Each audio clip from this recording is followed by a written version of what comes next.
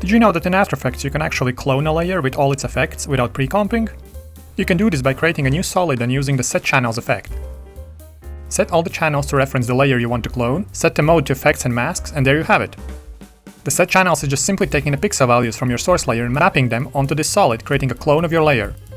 And because it's a separate layer, not just like a mirror or tiling effect, you can independently stack extra effects on it. Of course, any changes you do in the source layer will be reflected in your clone, which is kinda the main point.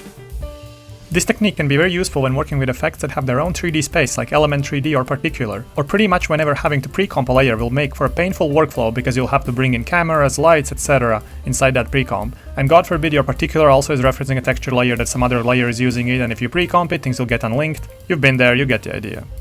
So here's a quick example where I would use the Set Channels. I have this sample element scene here, and let's say I wanted to add some funky diffusion on it.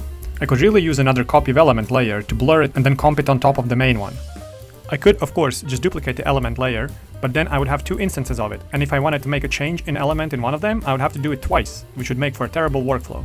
So instead, let's just make a new solid and use Set Channels, and then just throw on some fast blur and some tint, and we get a diffusion layer. That's driven by the main layer, so we can easily make changes if we need to. To take it a step further, let's say I wanted to add glow just on this green middle orb here. Well, let's just make another clone of the element layer, use key light to pull a green key,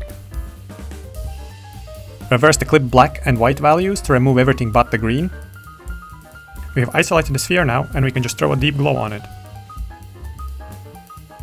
I also find this technique quite useful for when I need multiple instances of a text layer and I would prefer not to pre-comp to keep my text live in the main comp.